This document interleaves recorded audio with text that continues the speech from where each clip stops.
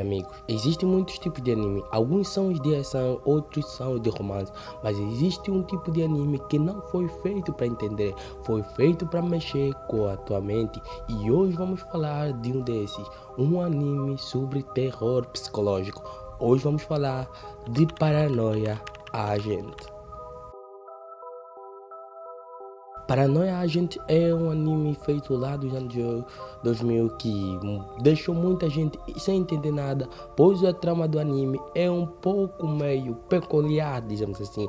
A história é sobre terror psicológico, ansiedade e etc. Antes de nós ir para o vídeo, gostaria de dizer para você sensível a esses assuntos pesados, cenas psicológicos, isso aqui não é para menores. Então vamos primeiro. Antes de nós saber por que Paranoia Agent é um anime perturbador, primeiramente vamos contextualizar. A história começa numa cidade comum, mas já desde o início dá para sentir que algo não está certo aqui.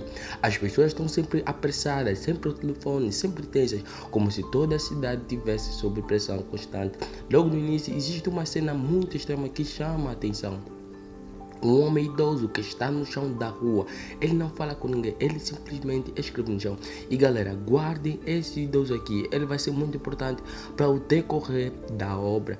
E depois é nos apresentado a Tsutsuki Sagi. E bem, o anime não deixa claro se ela é uma protagonista ou não, mas eu vou dar aqui como protagonista porque ela participou em muitas cenas daqui para frente. Ela era uma designer famosa que criou um personagem chamado Maromi, mas esse sucesso trouxe um problema, pressão constante para criar algo novo, expectativas enormes e um bloqueio criativo que fica cada vez mais pior. Depois de um dia normal do trabalho, Tsutsuki está de volta para casa sozinha. A noite já caiu, a rua estava vazia e o ambiente começa a ficar estranho, pesado, silencioso demais. Ela começa a sentir algo, um medo sem explicação, como se estivesse sendo observada.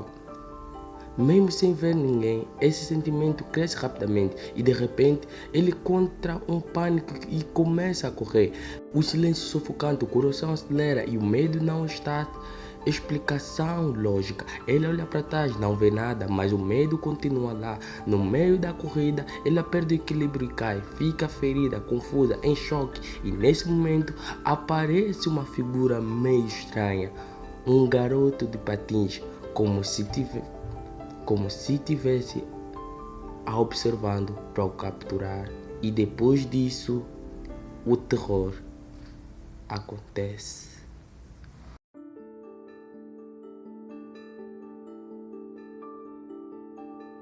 E assim nasce um fenômeno que vai marcar toda a história. O nome desse cara aqui vai ser intitulado de Shonebat.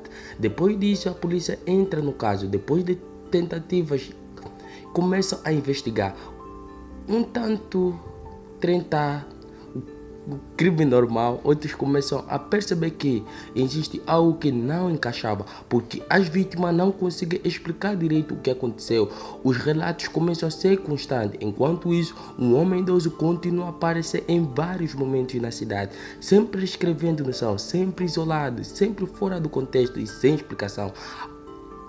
E os casos começaram a aumentar, mas as pessoas são atacadas, mas tudo que tem é algo em comum. Cada um deles está sob pressão, estresse acumulado, problema pessoal e um ponto em que tudo simplesmente se quebra. E sempre que isso acontece, ele aparece, o som não bate.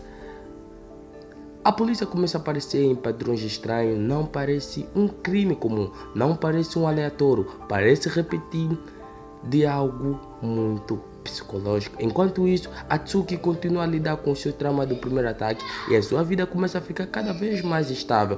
O medo não desaparece, ela começa a se afetar dia após dia. E os casos continuam a se espalhar pela cidade. Cada episódio mostra uma nova pessoa, uma nova situação, mas mesmo resultado, pressão, colapso e o show não bate. E o mais estranho é que quando mais isso acontece, mais a cidade começa a entrar em pânico. As pessoas começam a falar dele como se fosse real, como se pudesse aparecer a qualquer momento, mas ninguém consegue explicar o que ele realmente é. Ele não deixa provas claras, ele não segue lógica de crimes comuns, ele não age como uma pessoa normal, ele aparece apenas no momento específico, quando a mente humana já não aguenta mais.